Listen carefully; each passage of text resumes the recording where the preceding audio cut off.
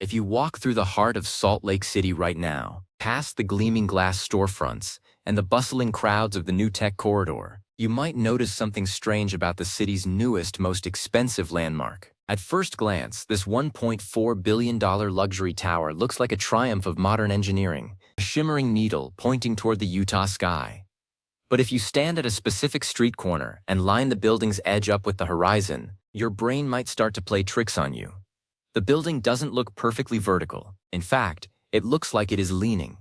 And it isn't just your imagination. Recent leaked geological surveys suggest that this massive structure is slowly, almost imperceptibly, tilting toward the Wasatch Mountains.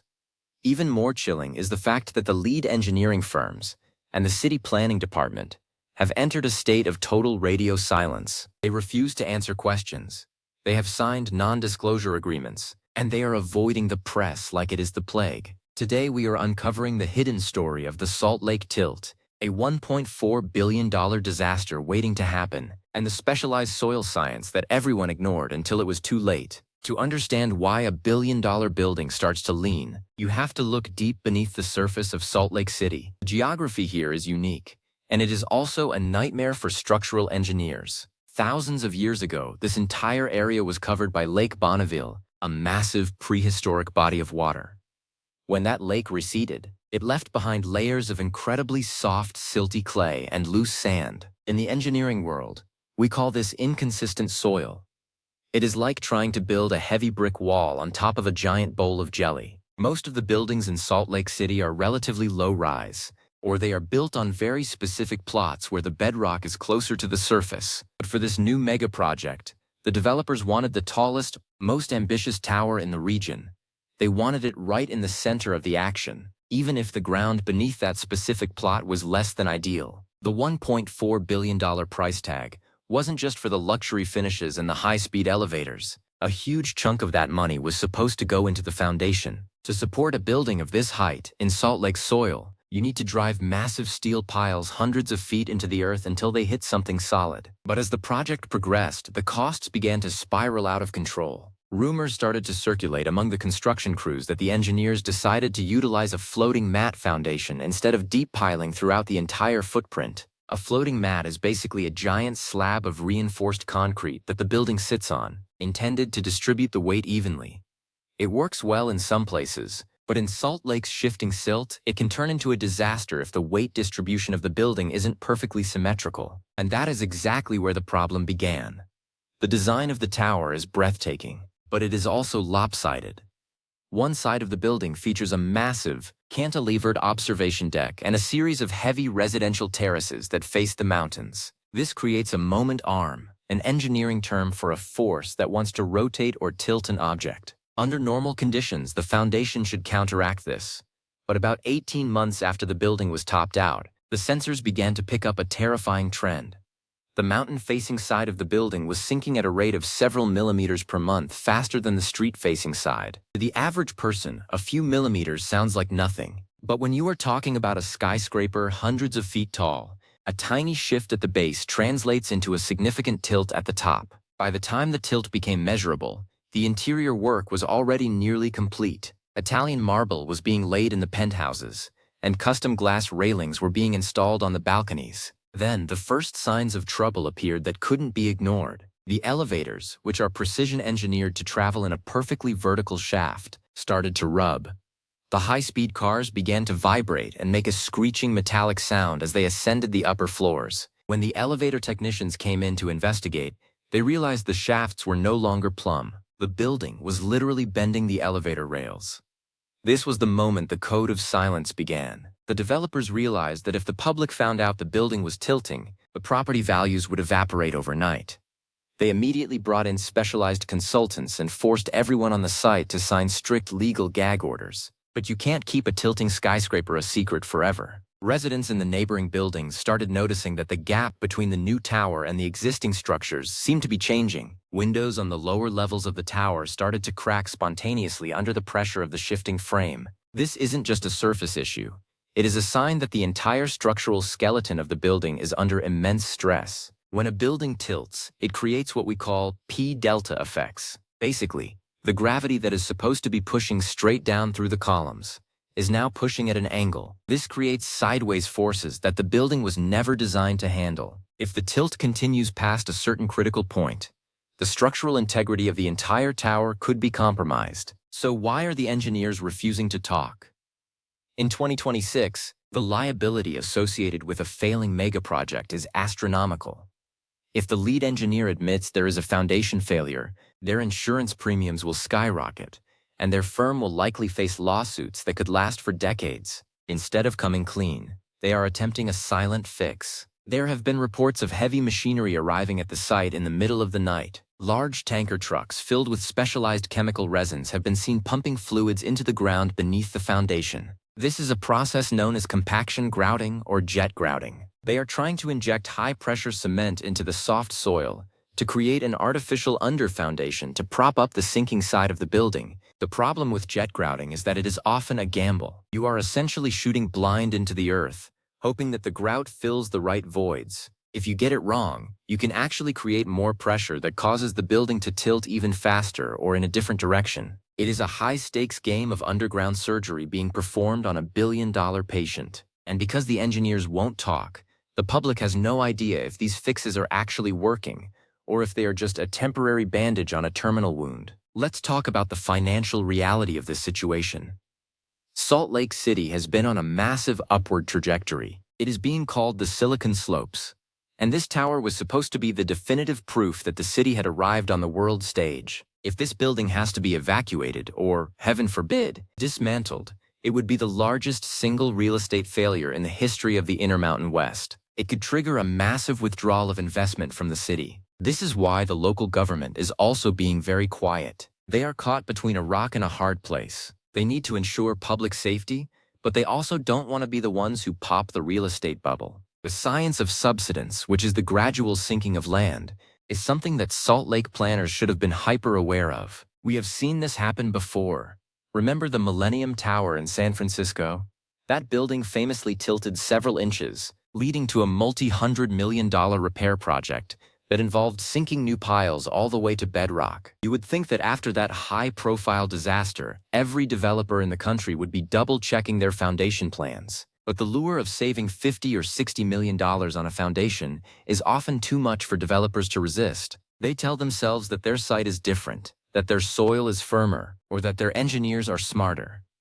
In the Salt Lake case, the tilt is particularly dangerous because of the seismic activity in the region. Salt Lake City sits right on the Wasatch Fault. This is a major geological boundary that is overdue for a significant earthquake. A perfectly vertical building is designed to sway during an earthquake to dissipate energy. But a building that is already tilting is like a person standing on one leg. If an earthquake hits, those P-delta forces we talked about earlier will be multiplied by the shaking. The building's ability to bounce back from a seismic event is significantly reduced if it is already leaning under its own weight. This makes the silence of the engineers even more concerning. They aren't just hiding a financial mistake.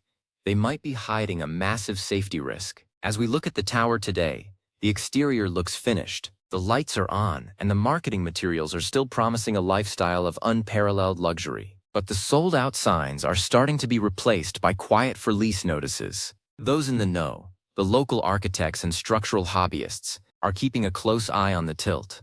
Some have even set up their own independent monitoring stations with high-power lasers to track the movement. Their data suggests that while the jet grouting might have slowed the sinking, it hasn't stopped it.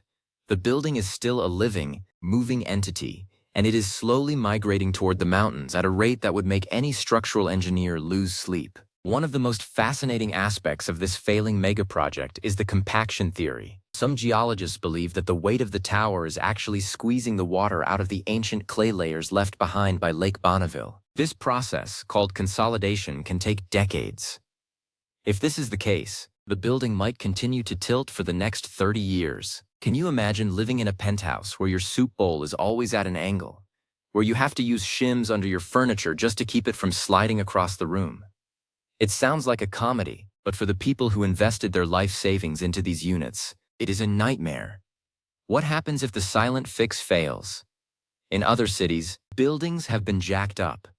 This involves cutting the building away from its foundation, installing massive hydraulic jacks, and literally leveling the structure before pouring new supports. But to do this on a $1.4 billion tower would be an engineering feat the likes of which we have never seen. The cost would likely exceed the original value of the building. We are reaching a point where the only options left are an incredibly expensive miracle, or a slow, humiliating surrender to the elements.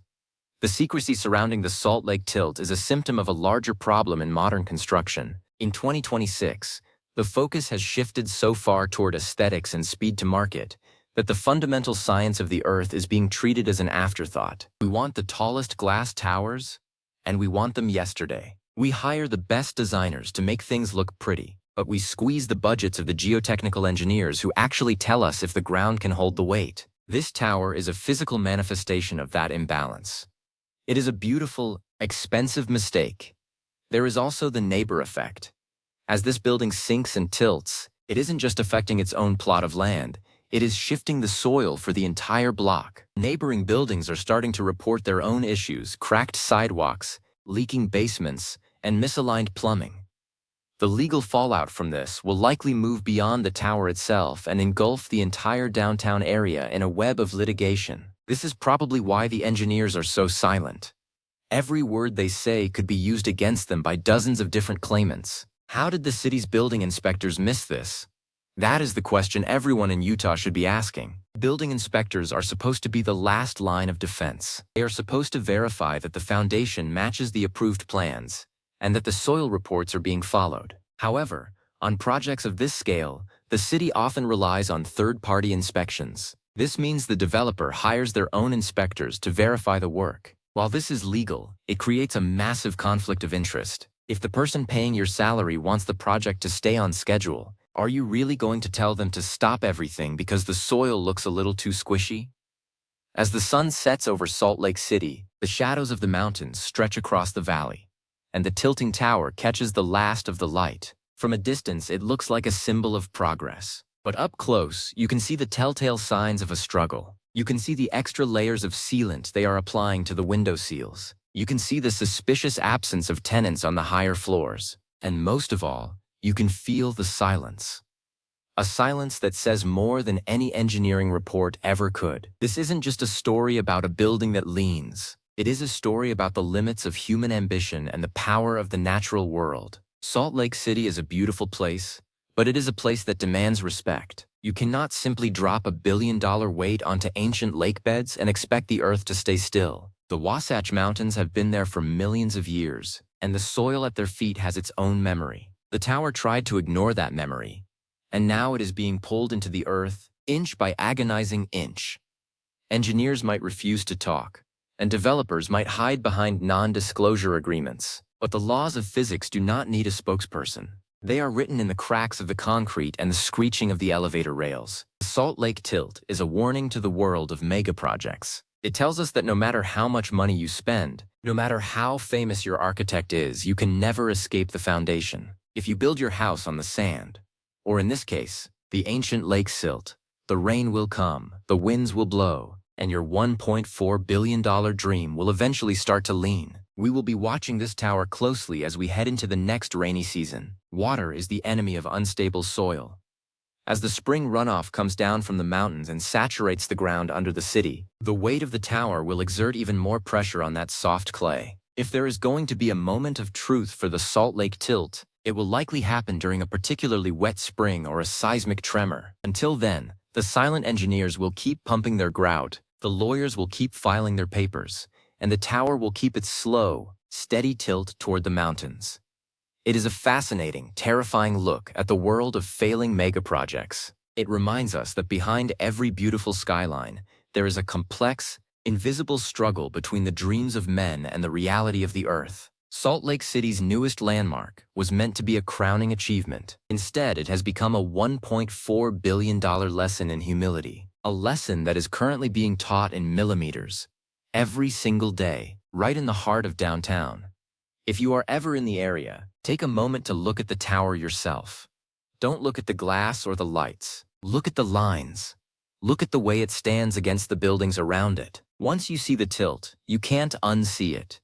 It is a physical reminder that even in our modern age of 2026, the ground beneath our feet is still the most powerful force in the world. And if we don't listen to what the Earth is telling us during the testing phase, it will eventually speak loud enough for everyone to hear, even if the engineers refuse to say a word. The story of the Salt Lake Tilt is far from over. It is a puzzle that some of the brightest minds in the world are currently trying to solve in secret. Whether they can find a way to defy gravity and stabilize the mountain-facing side of the building is the billion-dollar question. If they succeed, it will be a legendary save. If they fail, it will be a monument to architectural overreach that will be studied for a century. Either way, the sheer scale of the failure is a testament to the fact that when we build big, the risks are just as massive as the rewards. The tower continues its slow migration, the silence continues to hang over the project, and the mountains continue to wait. In the battle between humanity's glass towers and the Earth's ancient soils, the Earth is currently winning, 1 millimeter at a time. The Salt Lake Tilt isn't just an engineering problem. It's a drama played out in steel and stone, and we have a front-row seat to the most expensive leaning tower the world has ever seen. Stay tuned, because this is one skyscraper story that is definitely not going to stay upright forever.